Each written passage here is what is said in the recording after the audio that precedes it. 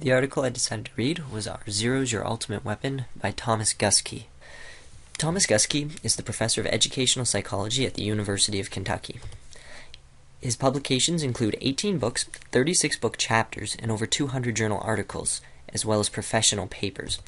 His research and writing focus primarily on professional development and teacher change, assessment of student learning, grading and reporting, program evaluation, instructional effectiveness, and educational reform.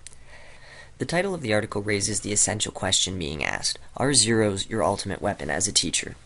First off, the article goes and decides to describe why teachers grade in the first place.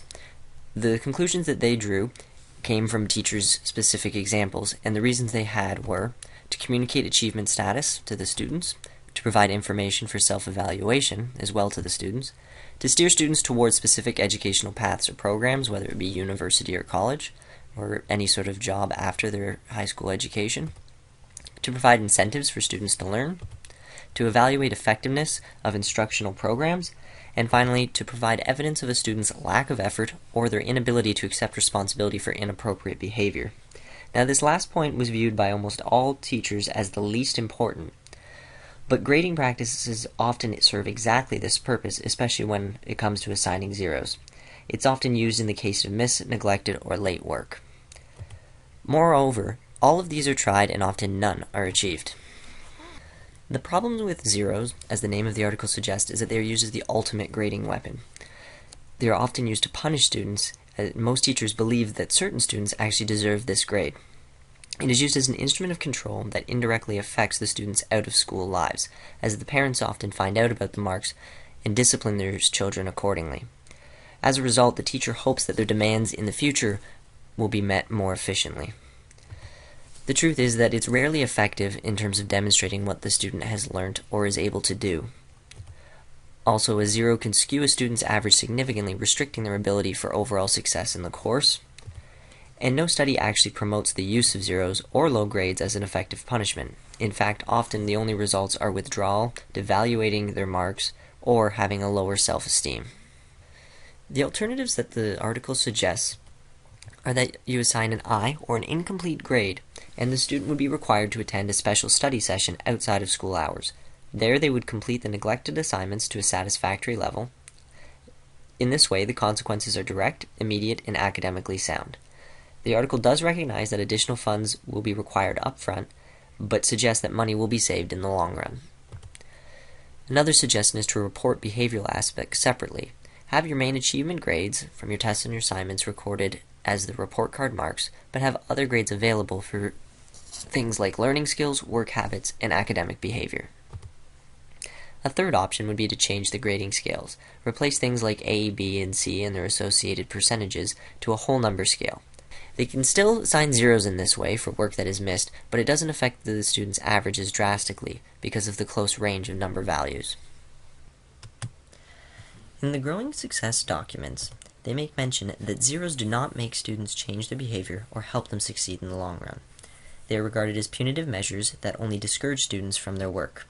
They also mention that success grows from success, meaning that initial success is important for future success of a student, which assigning zeros would actually discourage.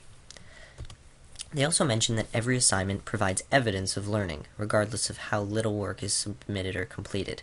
Should be looked at regardless of being late or incomplete, and it is a very naive idea to assume that students know nothing because of a late submission. It also mentions several times to use the teacher's professional judgment, so teachers should be able to decide the best way to cater the student's individual needs and supply whatever they need in order to benefit the student's overall learning. They also say that clear boundaries and known consequences should be established beforehand to all the students. That way they know when and under what conditions zeros will, if they are going to be given for different circumstances throughout the semester.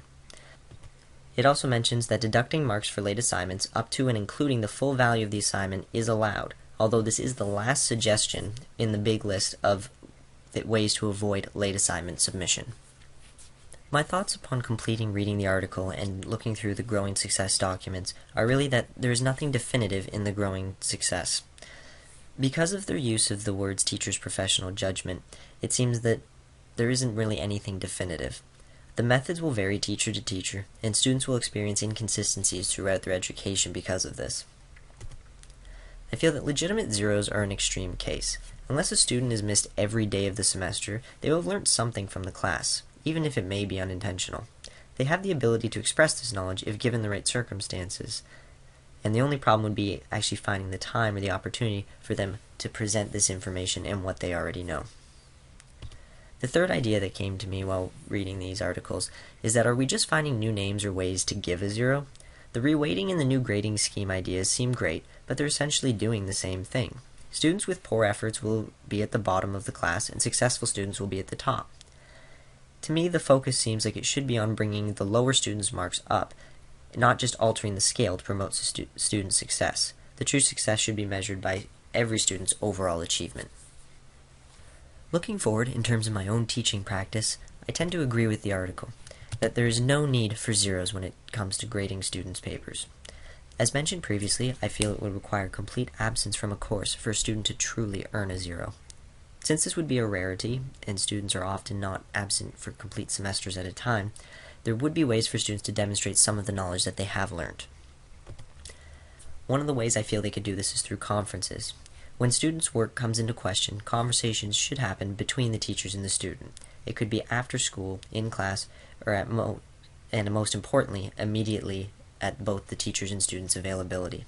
In my first field experience, I had success with this when I asked certain students to come up and talk to me while I was grading their tests. They were able to explain things that they had misinterpreted or written down incorrectly or left blank, and I was able to give them part marks.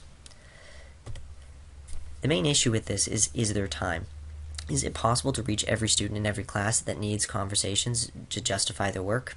In terms of handing back assignments, does that mean that I need to wait weeks on end to hand them back before being able to talk to each student? And is it possible to do these sorts of things through constructive feedback, through just the marking and comments I make on their actual work?